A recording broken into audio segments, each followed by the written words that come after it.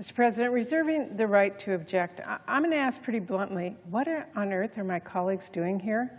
I don't know why Republicans are focused on making a really petty and offensive statement to Canada, saying they need to do a better job of containing wildfire smoke, as if the Canadian government is letting their forests burn and its own citizens inhale wildfire smoke just to spite us.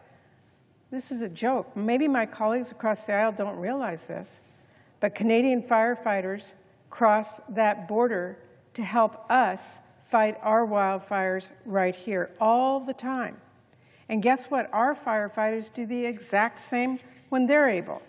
In fact, for the information of all senators, a firefighter actually just passed away who is helping us fight a wildfire in Colorado.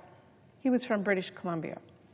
Now, what we don't do is pass resolutions here telling our friends and our neighbors to do a better job of handling wildfire smoke. And also, maybe somebody should alert the President and my colleagues, but wildfire smoke from the United States often makes its way into Canada. It's happening right now, where wildfires are burning in Oregon and in Washington. I think what this might be really about is telling Trump that, Mr. President, look how much we agree with you. This is a waste of everybody's time. So respectfully, to my colleagues, understanding that time on the Senate floor is precious, here are my suggestions. Maybe we should pass legislation to rehire all of the red card holders that Trump fired. Those are the Forest Service employees who are trained here to help fight wildfires.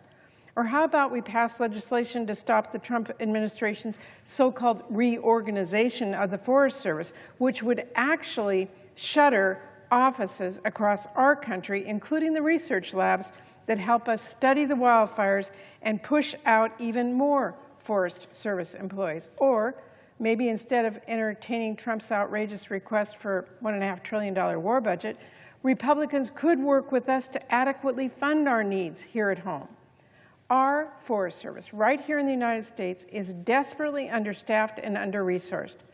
Maybe my colleagues don't realize it, but Trump's chaotic funding cuts and freezes, along with the chaotic mass layoffs, have actually hurt our public lands and leave us here less prepared to prevent and respond to wildfires here at home. I remember speaking with a Forest Service ranger last year. He was a longtime dedicated employee. He was a former Marine. He served our country in more ways than one, and he did an incredible job. He literally saved people's lives on forest trails, and he fought wildfires here, and he even saved a small rural town in my state from being burnt to the ground. Know what happened to him? Trump and Doge fired him. No cause, just fired him. That was a huge loss for our state and for our country.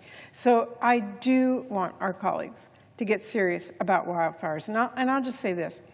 The President should actually apologize to our Canadian neighbors for the many threats and insults, and of course drop those absurd tariffs he is imposing on these wildfires. I am not holding my breath, so enough with gimmicks, Mr. President. You want to work together to prevent wildfires? My door is wide open, and I hope we can all work together to do that. But I'll tell you what I'm not going to do: insult our Canadian friends to suck up to a president who does nothing but threaten our neighbors. Thank you, Mr. President. I object. Objection is heard. Mr. President, if I could, I'm wondering if my colleague heard the speech I just gave. I guess I want to repeat it because maybe she might have missed it. The United States and Canada, this is what I said. So, I mean, I can't think of a bigger mischaracterization of what I just said. And I'm not even sure why. I mean, if she wanted to come down and criticize our president, that's fine. She can do that, I guess, whenever she wants, if that's what she wants to do. But to completely mischaracterize what I said, I don't think is fair. So I'm going to reiterate what I said just a minute ago for the record. The United States and Canada have a long-standing and close relationship based on our shared values and common interest. I even referenced the fact that I grew up 50 miles from the Canadian border. I went back and forth to Canada so many times I couldn't even count. And I go on with a shared border between the United States and Canada. We want to manage it to the benefit of people residing in both countries. We feel for those in Canada whose homes and communities are directly impacted by the fires. I'm reading from the speech I just wrote that I was listening to the mischaracterization of. We also recognize and thank the thousands of firefighters and emergency responders who are working to combat wildfires and protect lives and personal property under dangerous conditions. At the same time, we need responsible forest management, including hazardous fuels reduction, timber harvesting, grazing, and other forest restoration practices that help reduce the severity and the frequency of catastrophic wildfires. With more than 3,640 wildfires in Canada this year alone, it's clear more action needs to be taken to prevent and stop these fires. That's what I'm calling for. And in the resolution itself, I make it very clear that this is something that is important to benefit both countries. So again, you know, I think it would be, if my colleague wants to object, I understand she has that right. But I think it's unfair to characterize that other than I'm saying we need more action on these wildfires. Now, if she feels we don't need more action on these wildfires, it's just fine, okay. But she shouldn't misrepresent what I'm trying to do, which is call attention to the fact that we need more work done so we can avoid these wildfires in the future, and that is something that is mutually beneficial for both of our nations. And with that, Mr. President, I would yield the floor to my colleague, good senator from Ohio. If the senator would just let me respond quickly before you pass it on.